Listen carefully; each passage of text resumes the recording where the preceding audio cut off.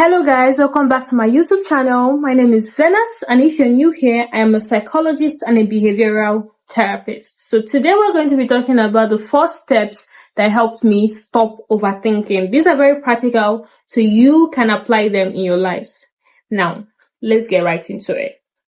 First of all, anybody that tells you, well, just stop overthinking, is not serious. Because me and you, we know that it's not just about just stop overthinking. There's a lot of things underneath it, right? And so with these 4 steps, we'll be able to unpack it and know how to stop overthinking, right? So we're going to open the book and see everything that has been written inside, because I journal a lot. The first thing is to be able to recognize the pattern of your thinking, right? You have to be able to recognize the pattern and the process of your thinking, your thoughts. What are your thought processes? What are your thought patterns? Very important, because if you don't know your thought patterns, how do you want to stop overthinking? You have to know why you are overthinking. What is the most dominant part of the thoughts, right? Do you constantly think about negative things? Are you mostly insecure with your thinking? You have to come into awareness of what is the most dominant thought for you. If you can call it by its name, you are this close to figuring out how to stop overthinking. The second one is your triggers. Now, no behavior happens in isolation. As a behavioral therapist, I'll tell you that for free. No behavior happens in isolation, right? Good. So, there should be a trigger for overthinking. So why are you overthinking? You need to sit down with yourself and think about that. Ask yourself, why am I overthinking this right now? I'll give you an example. You write an exam and you're scared that the result might come out and you might fail. And so you start thinking about it. Did I read well? I didn't read well. And I drank coffee. But I still wasn't able to read well. And that exam, it was very difficult. Although my friend wrote very well. Will I pass? Oh, I probably will fail. The lecturer is very wicked. What's the trigger? It could be fear. In this case, it's fear. Fear of failing. When you're able to identify that fear is your trigger, or when you're always thinking, my partner might be cheating on me. He has to be cheating on me because all of a sudden he bought a perfume that I don't know about. All of a sudden he wants to cut his hair in this other way and not this other way. Why are you overthinking? What's the trigger? What's the trigger? Insecurity. So we need to be as honest with ourselves as possible. That's the only way this can work, right? So you have to know your trigger. If you know your trigger, you're able to call it by its name and you're this close to stop overthinking. The third one, which for me I think is one of the most important, obviously the best is the last, but this third one I think is the most important for me, and that is to find the function of the behavior. Like I said before, no behavior happens in isolation. There's always a function of a behavior, right? So you have to find out the function of this behavior. What's the function? What's the function of you overthinking? Is it protecting you? Protection in the sense that when you think about it too much, then you might feel like to some extent you have some certain type of control. Right? Because if you're able to think about this thing long enough, then perhaps you have a bit of control over it. So the way it's protecting you, right?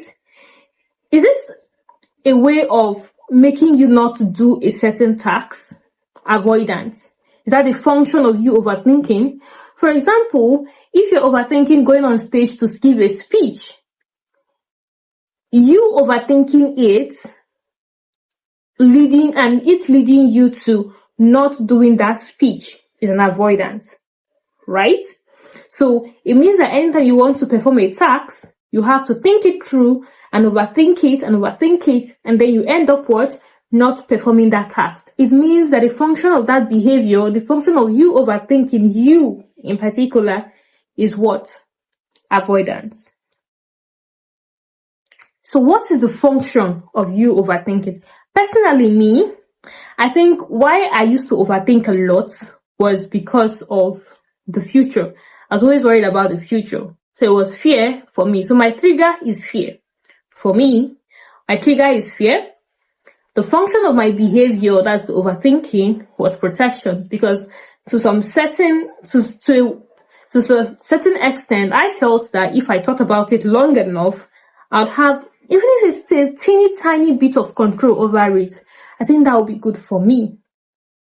So ask yourself the same question and tell me in the comment section. If you are still here up until this moment, please help me. Please like, follow, share, subscribe, because we're growing together, right? Thank you so much. So coming back to the fourth and final one, remember what you are saving the best for the last. And this is differentiating what is within your control and beyond your control. I know, we've said this over and over and over again. You cannot be in control of everything. It's not possible. Overthinking comes from trying to control everything. Anxiety, most of the time, comes from trying to control everything. I know. It's like that.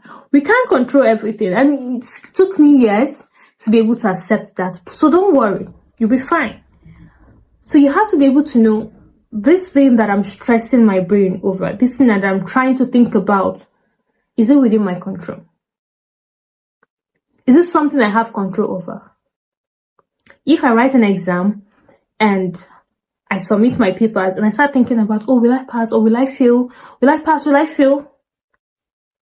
How am I going to know if I'm going to pass or fail if not to wait for the results to be out? So if it's beyond my control, why then am I thinking about it? Allow it be. So when you're able to find the distinction, this is within my control, and so, okay, come here, I can think about you. This is beyond my control, so go.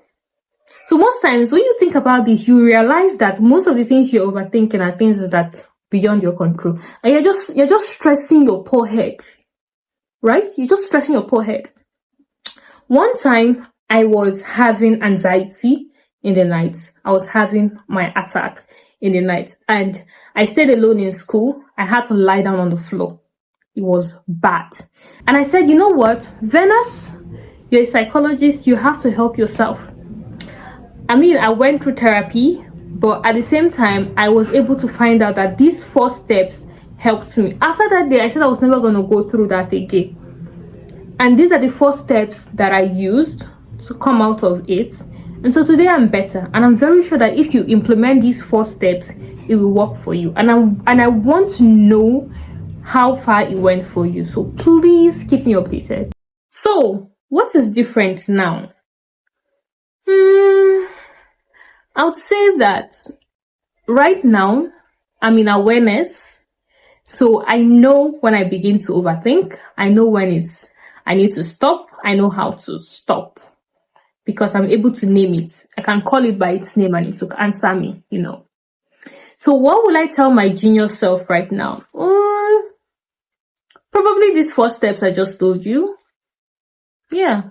And be patient. Be patient, Venus. Be patient. That's what I will tell my junior self. Well, I hope you enjoyed this. So I will see you next time in my next video. Please remember to like, share, and subscribe. Bye.